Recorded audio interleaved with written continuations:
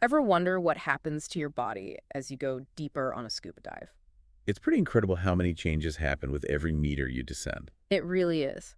Today, we are taking a deep dive into just that, We are going to be using excerpts from this scuba diving manual to guide us.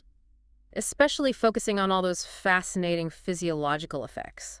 It all starts with pressure. Right, because it's not like being on land where we're used to the air pressure. Exactly. Water is much, much denser than air is. So that means even a small dip below the surface. Even a small change in depth equals a big increase in pressure on your body. That's why we need all that specialized scuba gear Exactly. to handle the pressure. Imagine if you tried to inflate a balloon underwater. It's really hard. Oh, yeah. That's kind of what it'd be like trying to breathe underwater without a regulator. Wow. Okay, that makes sense. So the regulator is basically like a pressure equalizer between the water and our lungs. Exactly. It makes sure that your lungs are getting air at the same pressure as the surrounding water. So it allows our lungs to do their thing at any depth. It's pretty amazing when you think about it. Yeah. This little piece of equipment is letting us breathe underwater. Yeah. But breathing's only part of it. It's like the bare minimum, right? This manual was talking about something called partial pressure. Okay. What is that exactly? Well, the air that we breathe is made up of different gases. Right. Primarily nitrogen and oxygen. So as we go deeper and the pressure increases, Okay. the partial pressure of those gases changes, Meaning? meaning there's actually more nitrogen dissolving into our blood and tissues the deeper we go. So it's like adding air to a balloon. Yeah, kind of. Yeah. And just like too much air in a balloon. Oh no, it's all making sense now. Too much nitrogen, and that's where we run into problems. Precisely. It's called nitrogen narcosis. They call it the Martini effect. The martini effect? So you're telling me diving can actually get you tipsy? You can say that. Well, Yeah, some of the symptoms, things like impaired judgment, slowed reaction time, even euphoria, it's all very similar to being intoxicated. wow, I had no idea.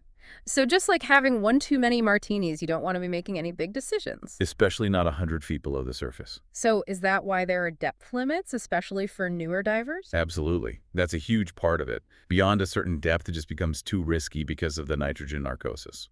And where is that line drawn, would you say? Well, most recreational diving limits top out at around 30 meters. So past 30 meters, things get a little more. Let's just say the deeper you go, the more pronounced those narcosis effects become. And that's with regular air. Okay, so that leads to a whole other question. What about people who want to go deeper? Well, that's where things get really interesting, and that's what we'll talk about next. So we were talking about those depth limits. Yeah, like is 30 meters just the end of the line?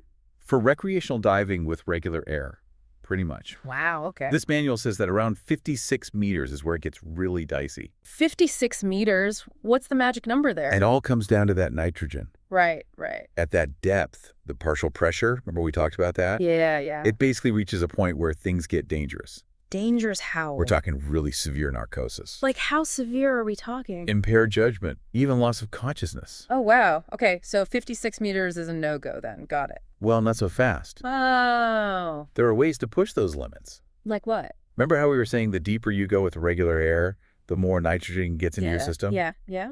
Well, what if you could change the air you breathe? Change the air, like underwater. What do you mean? Exactly. Yeah. That's where things get really wild. We can actually adjust the gas mixture that divers use. Okay, now you've got to tell me more about this. One of the most common ways is by using something called Nitrio-X.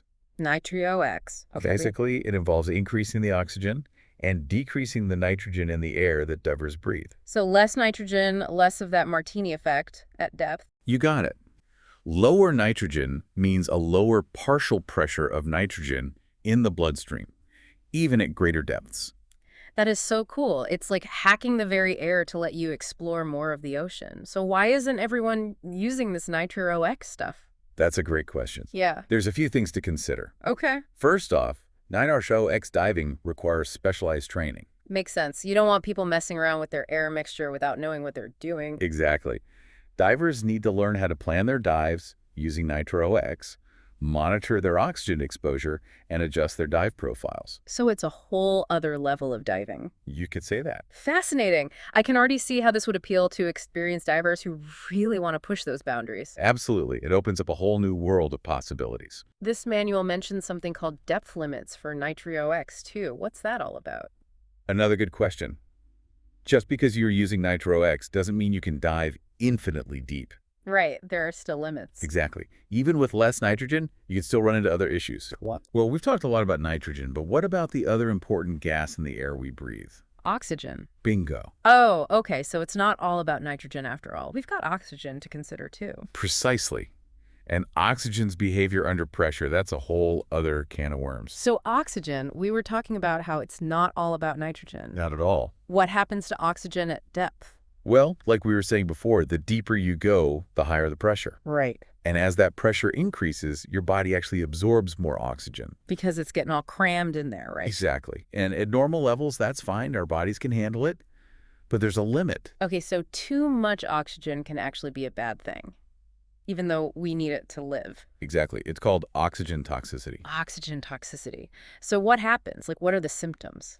Well, it can vary from person to person, but some of the early signs are tingling sensations, often in the fingers and toes. Oh, weird. Yeah, some people also experience visual disturbances, like tunnel vision or seeing flashes of light. And that's all from too much oxygen. Yeah. It can also cause nausea, dizziness, even euphoria in some cases. Euphoria, so you might not even realize something is wrong. Exactly.